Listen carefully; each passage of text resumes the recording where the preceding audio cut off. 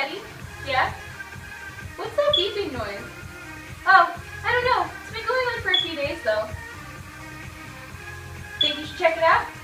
Nah, it's alright. Let's just turn the music up. Okay.